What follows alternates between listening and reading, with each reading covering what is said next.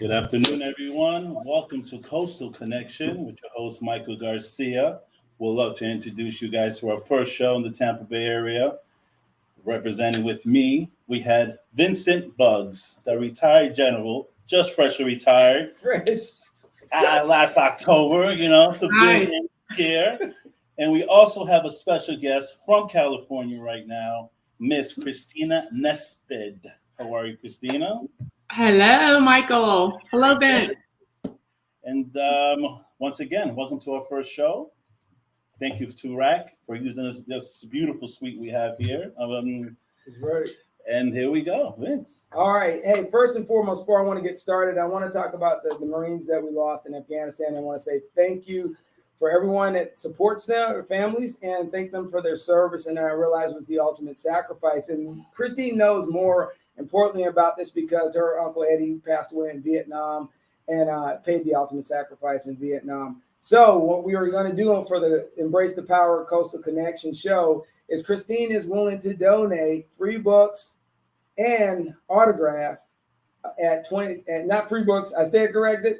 All right. The books are $20 and we will have a link drop down in the bottom.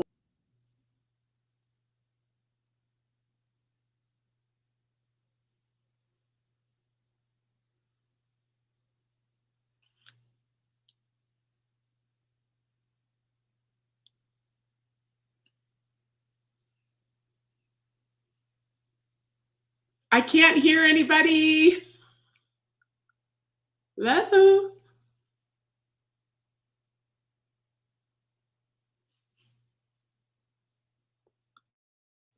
Guys, I'm clueless over here. Cannot hear.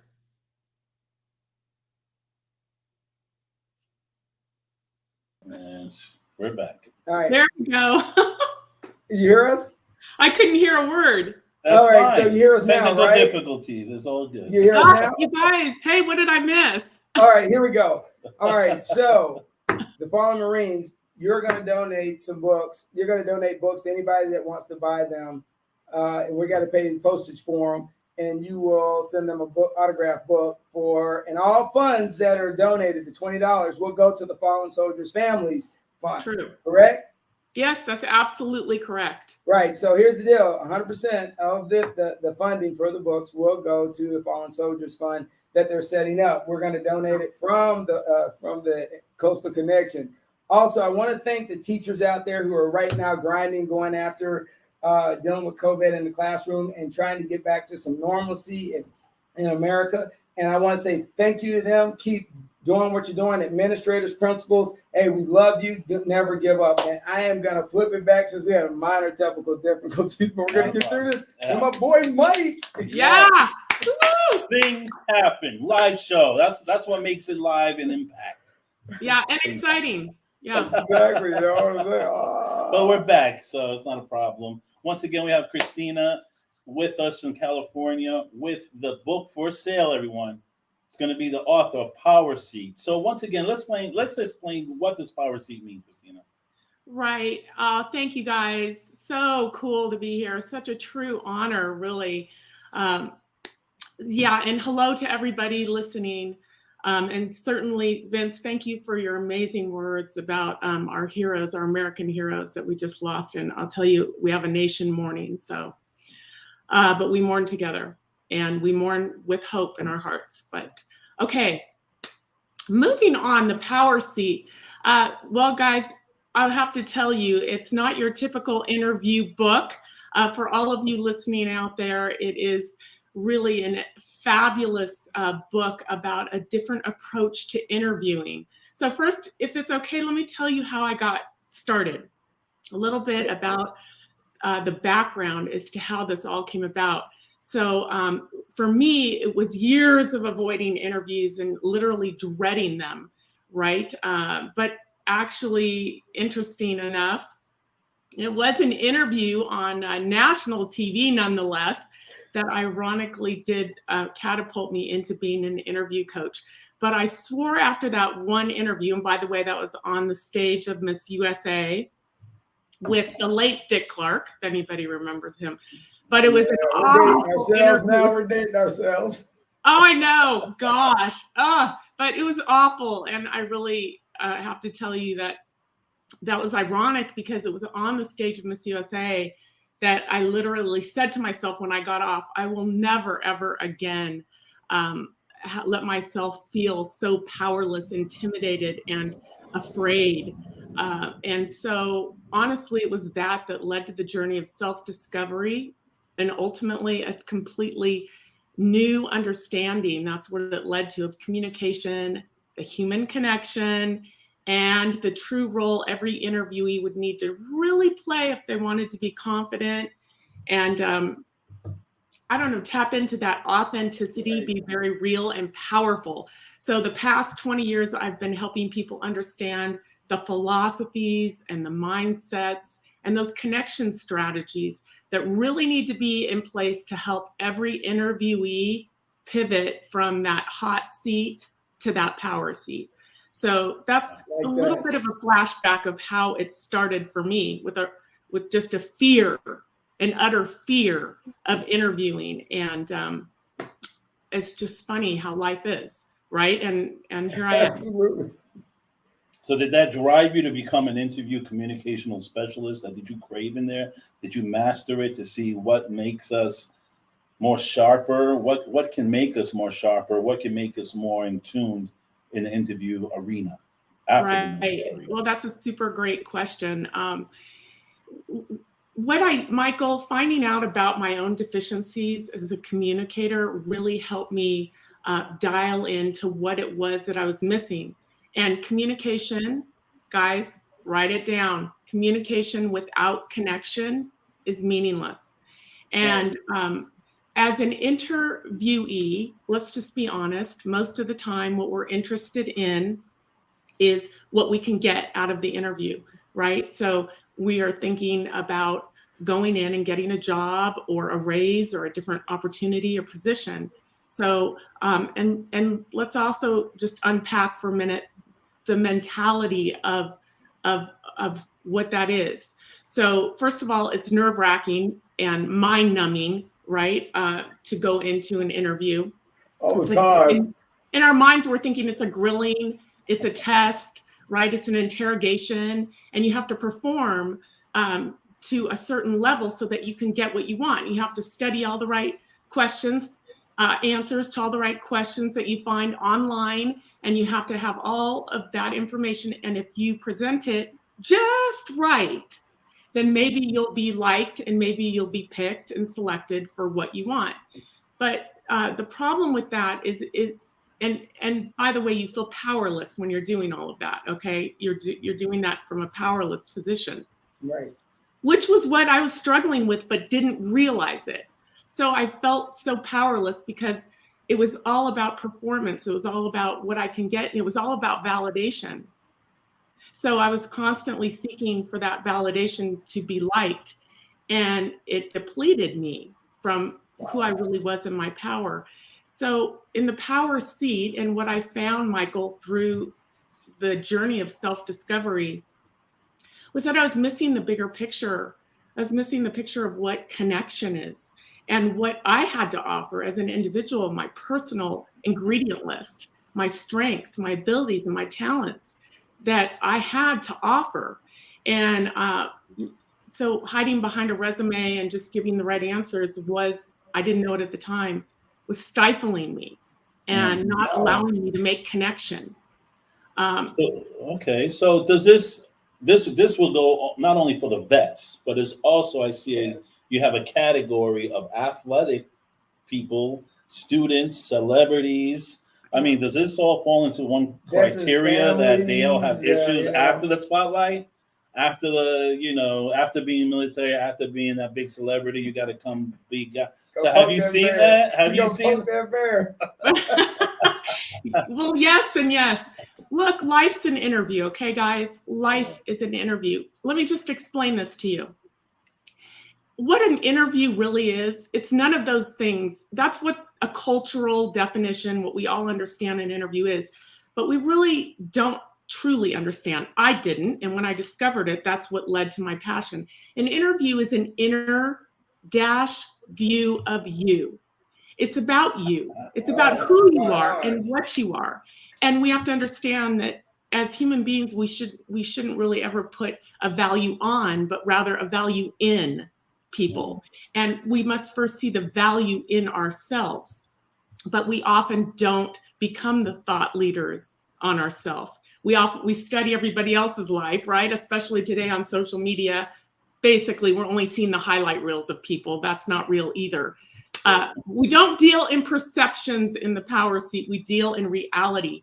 And it's all about understanding the reality of who you are. So when you say, oh, you're dealing with athletes, yes, I deal with athletes and people in the beauty industry, the entertainment industry, executives, moms, dads, students, and yes, people in the military transitioning out. This is applicable to everybody because in the end, it's all about who you are, understanding who you are and what your true individual, where that power derives, where it's getting rid of the thought of what it is that you want out of something. And it's understanding what you have that you can give. Right. So do you help them accept that? Is that so you trigger their self-motivational levels that they need for what they need to be successful, correct? Indeed. Absolutely. I can tell you that we are all more than our age, our race, our profile picture, our education. We are all more than our last job, and we are all more than our resumes. But finding out what that is, Michael, it takes some work. It takes some work. It takes some exploring, right? And uncovering. And listen, I love this. Evidence defeats doubt. I mean, in God we trust, but look, the rest of us, we need to bring the evidence, right? We have to find out because evidence defeats doubt. A lot of us go through life looking for validation and we listen, think, and speak. Actually, listen, think, and speak through. We don't listen, think, and speak through the validation necessarily of our own gifts, which leaves us powerless. We speak for the validation of others. And usually that's because we are not positive and secure in who we are. You have to know yourself before you can believe in yourself, before you can trust yourself, and ultimately sell yourself or offer the best of yourself. Well, then you're cocky. That's what I get. Hey, that's what I get. I'm just feeding you what the world gives to me. No, Vince, help. All right, hold on. Okay. So, you said the key word. It might not you, but they describe it as me, not you. It might just hit the key word, ego. And so as you transition from the military, I think that one big thing is titles carry with people, right?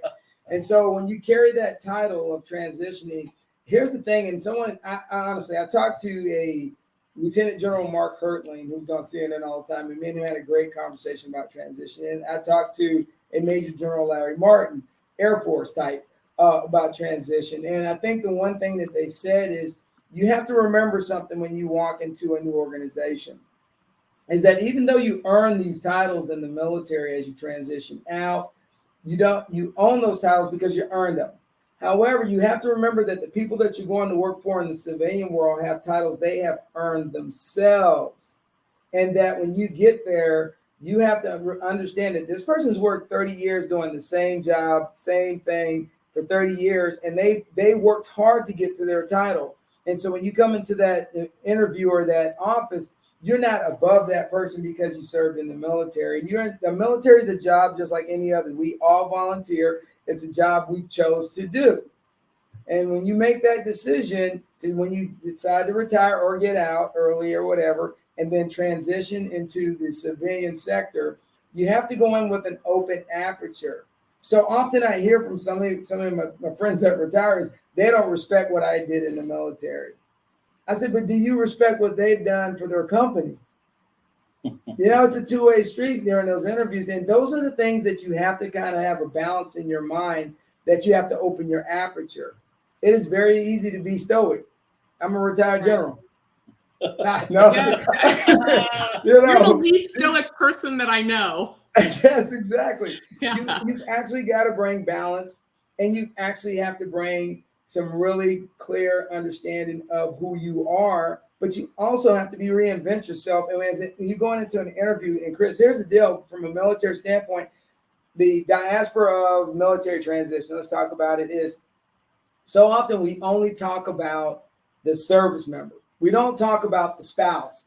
We don't talk about the students that are, or the children in the family, or the military brats that are in their 20s that are retiring, moving to a new community, having to get new jobs. And so I think the biggest part of military transition is it is a holistic family approach. Is that when you transition, you got to look at, hey, I'm going to have to get a job.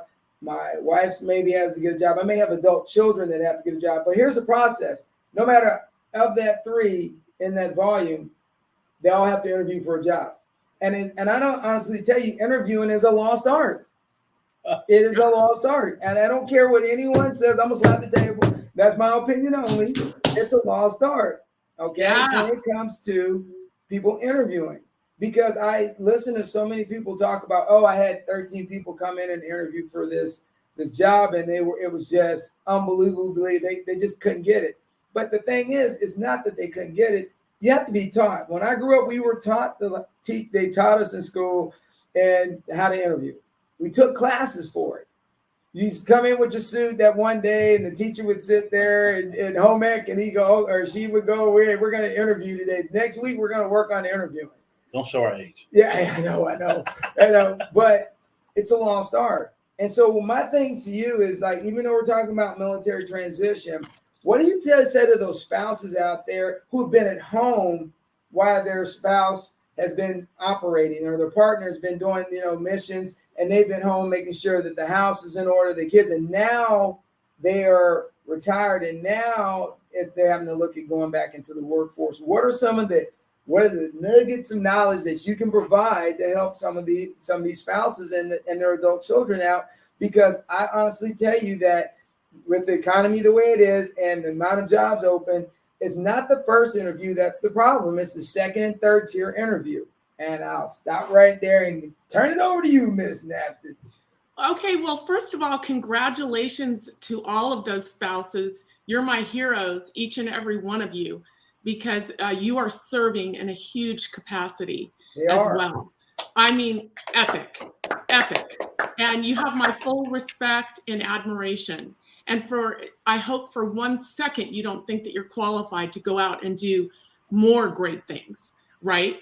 But here's the thing, I know, look, every client I've ever had wants to know how the techniques about interviewing. How do I say the right thing to get the job? How do I look the part? How do I sit? How do I, talk? What tone of voice should I use? And look, we can get to all of those things. And there is a place for those things. That is important.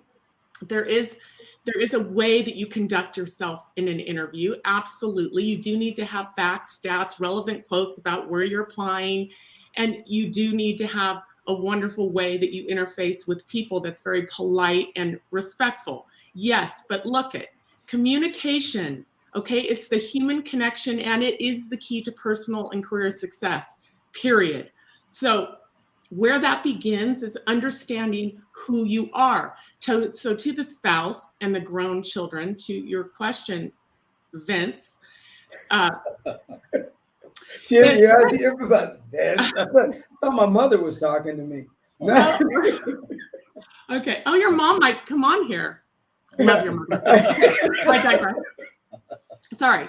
I'm sorry. Listen, make me lose your train of thought. Yeah, I know. Okay, and that's easy for me to do. No, basically, I would say this is where I would begin to all of you out there, spouses that are thinking that is first of all, I hope that you are 100% fulfilled with the incredible role that you have played alongside your partner and raising your children and maintaining your home, being the manager of all those important things.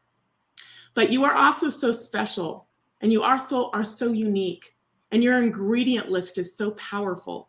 So take some time and uncover your personal strengths and abilities, your interests.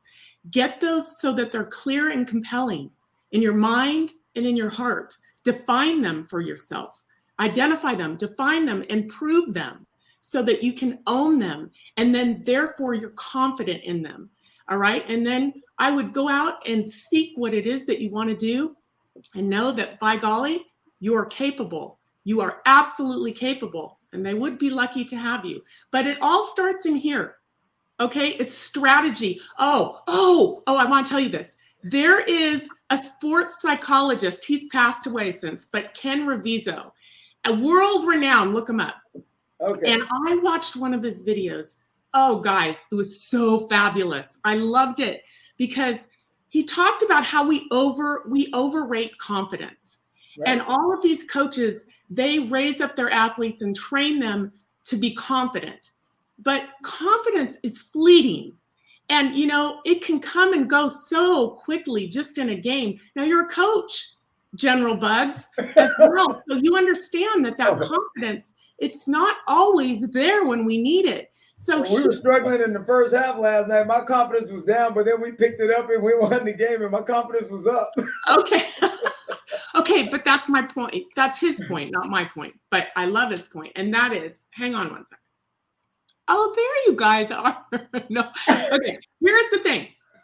So what I love is that he says, screw confidence. Screw it. Let's focus on strategy and mission and purpose. Those are the things that are going to keep you performing and executing at a high level when your confidence is waning. And that is what I teach in the Power Seat, is the difference between facts and feelings, how feelings are fleeting, deceiving, disruptive. And for heaven's sakes, people, they change with the wind. But the facts are the facts. They're indisputable. They remain. And so when we form our understanding about who we are and what we have to offer, right, under the umbrella of facts, right, then that's sustainable. We don't have to worry and wonder and doubt. We don't need to entertain any of that stuff. And that's what keeps us consistent and powerful. So I loved what Ken Reviso, Dr. Reviso, was saying there, in that we put too much emphasis on confidence. Right. What say you? You're spot on. You're spot on. And I think that, many people don't understand the BPR, be politically real with yourself. I think once you identify who you are, and you're confident with who you are, then you can engage. And I think so often that we allow other people to dictate our personalities or dictate who we are going to be, and we have a setback, all right? So a lot of people looked at me, and someone asked me the other day, they're like, well, why didn't you stay in the military? You could have helped some more people if you had got a second star, just they went on this long diatribe. So I listened. And then I asked them, and I said these magic words. I said, why does it have to be me? I said, is it not possible for me to go search for another goal and dream in my life, and while I'm still kicking, and then they thought about it and they go, I never looked at it from that standpoint. I said, right, because we often look where we're comfortable. It's easy to be selfish. But when you're looking at trying to get a job and you're getting out an interview, here's the thing is I always tell my students this on a regular basis, my student athletes this, you can't expect to get a 6-figure job doing a $4 work and giving a $4 effort. I said, if you want a 6-figure job, there are prices to be paid to get there. I said, and here's the thing is, you see someone that's made it already or at a certain pinnacle, but they don't realize the interviews those person went through. They don't see the hard work that person has put in. What you see is the end product. And we see a lot of that on a regular basis, the end product. And this is what I'm going to say to spouses in the military out there right now. Just because you stopped working at one point or you've never worked, you've worked your whole life because you supported someone that was on mission. Now that that overhang has changed, that you're evolving, there's nothing wrong for you to get out and do what you need to do to find your way while you're still young, vibrant as a human being. I think so often we become complacent and we give up on a lot of dreams because we are scared to go to that interview. I can't tell you the amount of people I know that are petrified when they have to go give an interview, Christina. I'm just telling you. I'm gonna stop right there. Hello, I have a whole roster full. Guys, this is where I started. I told you I was so freaking scared. Wait a minute. Do you see that? What the fuck? No. Absolutely not. No. It's what's the fear? There we go. Oh. See, I'm at the censor that now. See my mic's rolling? Bad boy, bad boy. Michael Garcia, it's what's the fear? Okay? Look, I know fear is a freaking liar. Can we all just say that? Everybody listening to us, I know it's silly, but can you just say it out loud for me? Fear is a liar. It's a freaking liar. No fear. It's a freaking liar. It's freaking loud Right. here. We are so suppressed by fear. I can't stand it. It's not what is in front of us that's holding us back. It's what is within us. It's the inner enemy within us. And that is what we need to be aware of so that we can slay that thing. I mean, because fear will hold us back every time and it will lie to us. It will. So I get that there's fear about the interview. Why? Why are we afraid of interviews? Because we're afraid of rejection. We're afraid that we will be mislabeled. We're afraid we won't get the opportunity or the job, that we'll sound stupid, that we will just have to face the fact we didn't get the nod. Look, let me just ask each of you. We'll start with you, Michael. What would you be afraid of in an interview? What? Let's see, characteristics. Let's see if the people are going to be professional or are they going to be, I don't want to say biased, but judgmental. I'm 6'1" and I do IT. Doesn't match well, does it? See, okay. So so you're worried about being rejected and mislabeled. Correct. Yeah, rejected, misled, misread. Not Misread. Misled and misread. It varies. I have experience on that. Oh, you don't see my T. Well, of course. I mean, Okay. Mr. Bugs, he looks like a general. I mean, No, but I don't look like this. No, I don't have gray hair and look like I'm 900 years old. No. Okay, so that's a feeling, and you have a fear about it. It can make you kind of nervous and apprehensive. Yeah. Okay. Because it happens. I see it happen. It's like, what? Totally. Is it? Absolutely. No judgment. I deal with this every day. Because your visuals, the way you walk into a room, it's like, oh, wow. He doesn't look like a IT professional or anything like that. Yeah. I'm not going to ask Mike what an IT professional looks like. I can pull up some pictures. Right? 5'5". I don't either, but the bank theory. Order. Is that really a reason for you to be fearful or for you to be kind of taking a hot seat position, if you will? The hot seat meaning feeling like you're powerless. You kind of just, they're calling all the shots in an interview and that you really can't say or do or think what you want. Yeah, I've experienced the judgment once walking in the room, but I've also have been very keen of, as they say, taking the horns by the bull, If I said that right, I don't know. No, but reverse. just bull by the horse. There we go, that way. It's Sunday, guys. Hey, you see that's that? original, man. I'm gonna keep rolling, baby. I had to hit my blah blah button. It's just I really don't get nervous. It's just maybe a natural ability, but I do get a little disappointed, afterward because I already see the judgment. I already see the backlash and the prejudge.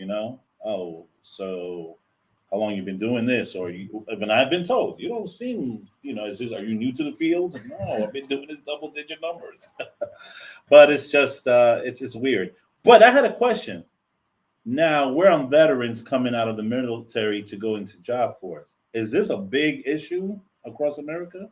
Oh, you're gonna punt that one over to me. Well, here's the deal: a lot of veterans are coming out and going into the civilian world. But I think a lot for myself. Here's the thing: is that veterans are more comfortable with going to what they're used to. So they go to contracting jobs, or they look for a GS job on base. I'd say a majority of that I know. I think when you like me, I went totally native and went totally civilian. I have nothing to do with anything governmental.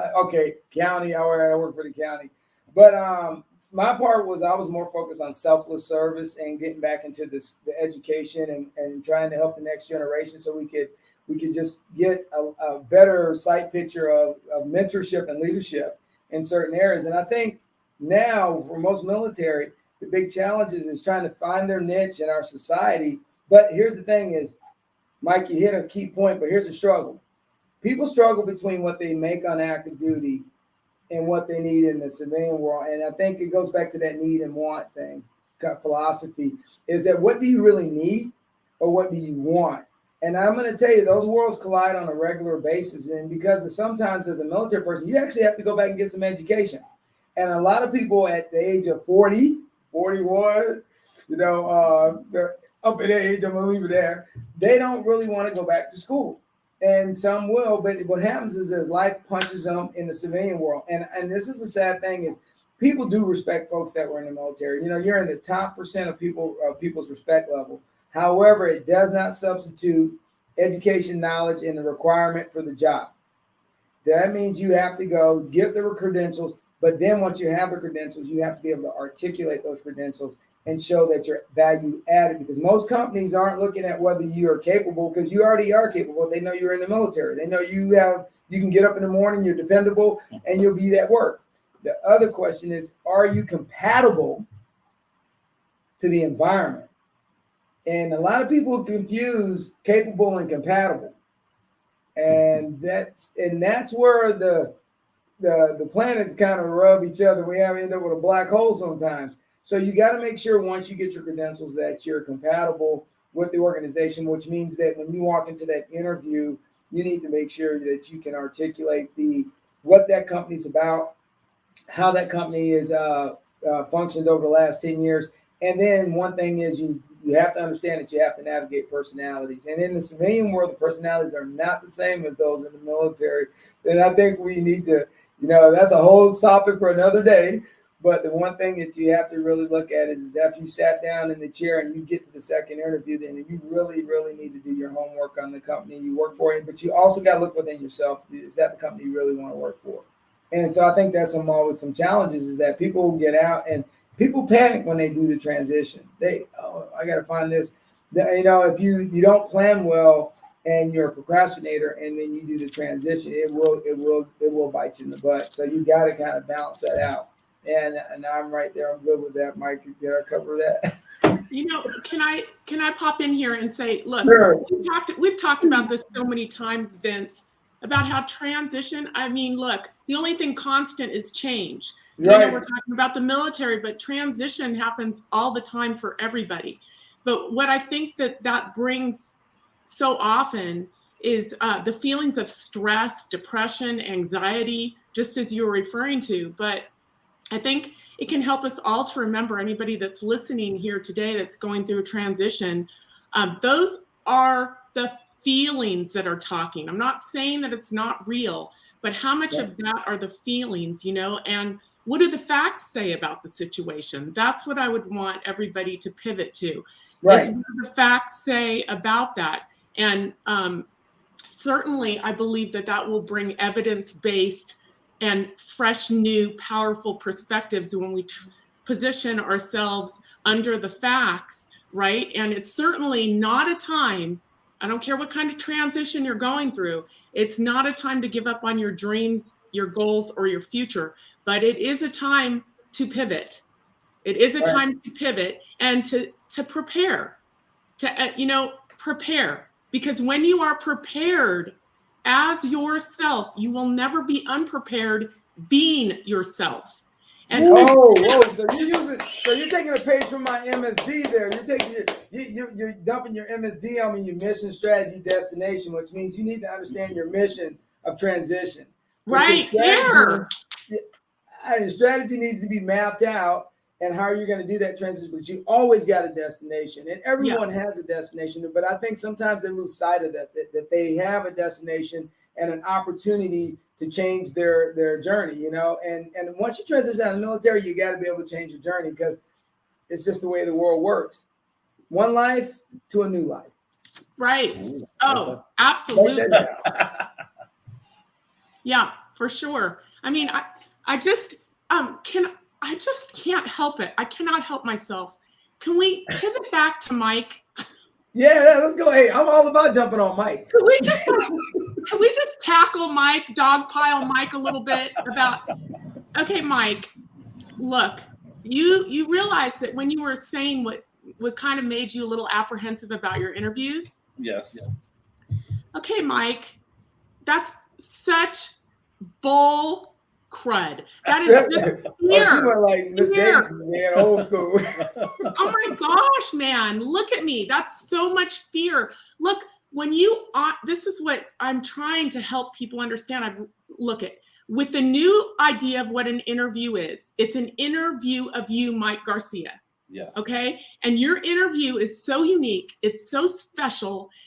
There isn't anybody on the planet just like you, Mike. You have so much to offer. I agree with you on that one. Thank you. Oh, your head getting big. Nah, I'm blushing. My head don't get big. I blush. I'm not going to be able to get him out of the studio today. You know what I'm saying? Look, there's the good, the bad, and the ugly, okay? I'll take that. I'm just kidding.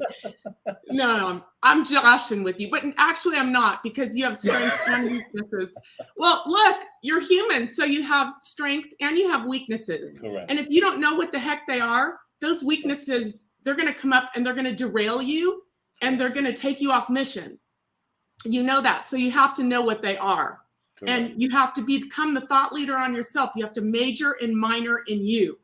And when you do that, you're going to gain confidence. And pretty soon, when you realize all of the 80% you have, all of those incredible strengths that are yours, Mike, they're yours. You're not going to give a flying you-know-what about what anybody might think your height doesn't match your job title. I mean, those things that's just crud. It is, and that's what bothers me. That's what's like, what is this? Like, I can do the job. I'm very functional, very educated. I think, why do I have to be 5'5"? And anybody listening, please don't take to heave. I mean, not all IT people are 5'5", Okay, look, well, that's just mindless mischief happening. Your mind is just being mischievous on you. But really, when you know who you are, I am. Honestly, and that's the problem. Once you know, don't mean to cut you off, but right there, that's a nice point. You know who you are. But then also comes with backlash, because then it becomes really egotistical. Oh, you like the best, or you want the best job. No. Yes, quite frankly, I do. And I think I deserve it. I think I work hard for it. But then it becomes a weight on the back. Right. Your ego. You're cocky. Oh, you're this, you're that. You think you run the world. Quite frankly, no. But I can't let you knock me down. I have to pick myself up.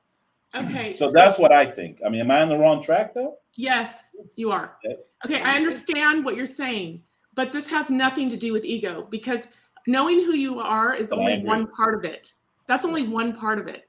The other part is taking the philosophy that what you do with what you are, with who you are, is going to be all about connection, and that your interview is a bigger picture than what you're doing in that moment that you're in that interview. Your goal is not to go in to get. Your goal is to go in to give. Your goal is not to go withdraw. It's to deposit. It's to gift others with your strengths. It's to uplift them. All boats rise with Mike Garcia. It's to go in there and here's the acronym for the military. All of you military folks, I know you love acronyms. Here we go. Here we go. MAIL, M-A-I-L, M-A-I-L. It's to mail people. Are you ready? Anybody listening, please write this down. This is all about human connection and what it is, the element in that part of human connection and knowing yourself that's all about personal and professional success, building to your network, which ultimately builds your net worth. And it's about we only rise by lifting others. So you look at it as an interview, as an opportunity to gift people with who you are and mail them. Ready, folks? Mail, motivate. A, add value. I, inspire. L, leave them better off than when you found them. What part of this is pride? What part of this is ego? I ask you. Exactly. And that's why I asked them the same question. Everybody listen to that. What part of it is ego when you're confident and ready to tackle the world? Ready to gift others with your strengths. Right. We got to coach up. I'm just saying, we have to pivot. We have to change our mindset. That's what I'm working so hard every day for years and years to do, is to revolutionize the concept of an interview. You have to get your mind right. You have to know what it is that you're doing before you can approach it properly. Yes, there's a place for all of that important thing that you need to know about an interview. That's all the techniques, the technical part of it, the information about the company and the employer, the interviewer, etc. And of course, your accomplishments. But we don't lead with our resume. We lead with our individuality. And we go in there with the entire idea to mail people, to gift them, to create a connection. Because I'll tell you something, you may not get that job, but if you do it with the mindset that you're going in there, not that you have to have it, because if you don't, you'll be a worse person. And if you do, you'll be a better person. That's bull. It's an interview. That's all it is. But if you take it as an opportunity to actually pour into somebody else's life and to use it as a conversation that's a connection, to be in the moment with yourself, to gift people with your strengths, abilities, gifts, and talents, then you can create and foster a connection that may pay off in the future way beyond what that one interview is doing for you in that one moment. And by the way, there's not room in one moment for a strength and a weakness. So you can't, if you focus on that, you can't shift over to your weaknesses and the lies that are hidden in your feelings. It will tell you, oh, they're going to misjudge me. They're going to not like me. I'm going to be, they're going to, whatever they do. Whatever they deny me, reject me. Hey, the world is not short of haters. That's, as we know, and the world is not short of people that are pessimists. But the thing is, the world needs positive people, and they need positivity, and they need people to uplift others, and they need people to give opportunities to those who want opportunities. Well, absolutely, General. And I mean, you lead, look, and I'm not just saying that. You and I go way back, General Bugs.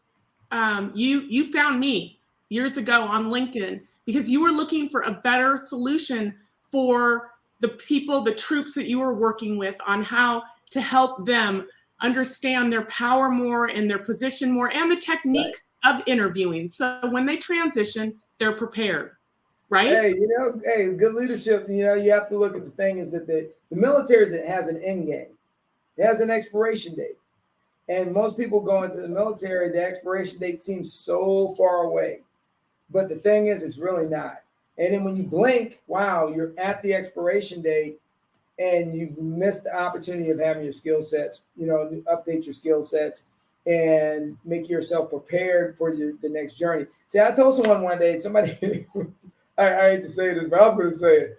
Somebody one day told me in the military, I'm going to stay until they kick me out. I said, oh, that's good. I said, because they're going to do it one day. Yeah, it's coming. I said, just so you know, they're going to do it one day.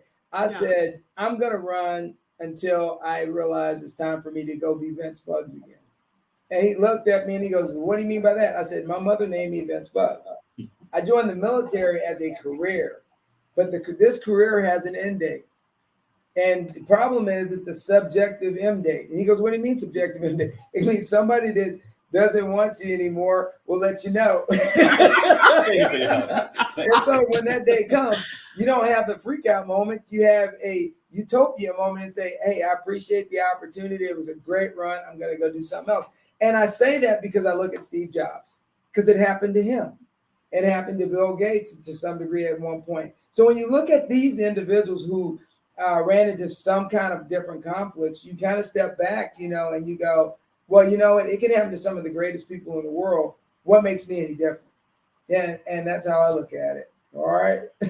No, and kudos to you, General Bugs, and how because you've been retired how long? Oh, yeah, since October 1st last year. Not even a year. No. And look at all the things that you're doing. So, I mean, you don't just talk the talk. You, sir, are walking the walk. You're walking that. You're living that out. Hey, four feathers, man. God puts somebody in your way and he opens a door. Now it's your choice to walk through it or to take the knowledge that somebody's giving you and telling you. And a lot of people like, I got this. I don't ever say I got this. I'm learning to learn every day. Yeah. Well, mindset is so important, don't you think? Oh, yeah, absolutely. You got to be positive. So Christina, question. You have to be positive, but come on, you know it's more than positivity. You know that it is. All right, so I'll throw the curveball out there that I always kind of keep hitting. I look at it like this, and I approach life like this probably the last 10 years, is that there, and I use the diaspora of Africa, and I look at the people that came from Africa and they were stripped of their culture, who they were, their religion and all that. And I said, they endured so long. And then when some came to America, they were off-ramped in America. One survived so Vince Bugs could exist. So if anyone out there that can survive what they went through and allow me to be on this planet, then anything I go through is nothing what they went through. And so what I go through is the journey to try to make sure that I'm successful for all their suffering.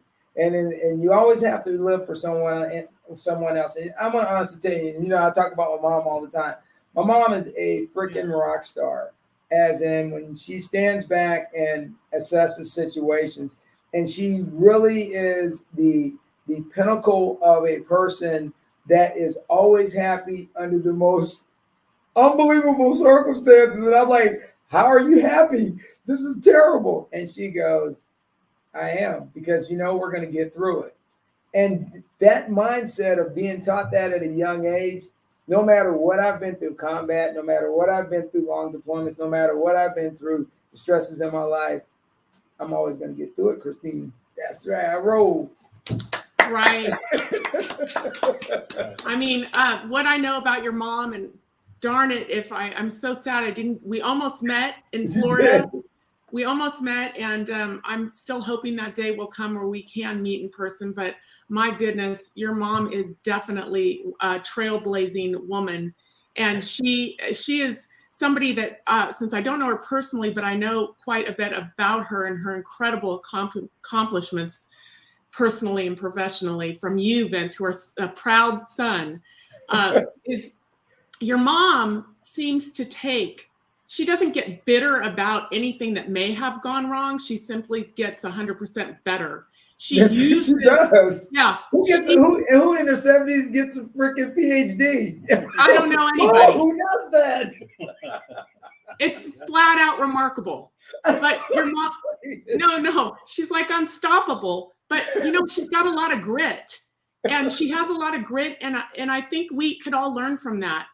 I mean, we have to have grit in our lives to get through things, and we got to stop being such babies. And so, like, little thing that hits us, we're just crushed to the core, and it's just like a blow to our self-confidence and our abilities. Where your mom, I know, because she's human, you can't go through this life without having troubles. She's taken anything that may have come up that most of us, a lot of us would say would cripple us or, derail us for many months at a time. And she would take that and she would use that to better herself, right, and to broaden her opportunities. And we can learn from that. And certainly I hope you might expand on it and unpack it a little further in a future podcast that you do. I maybe would recommend you have her on.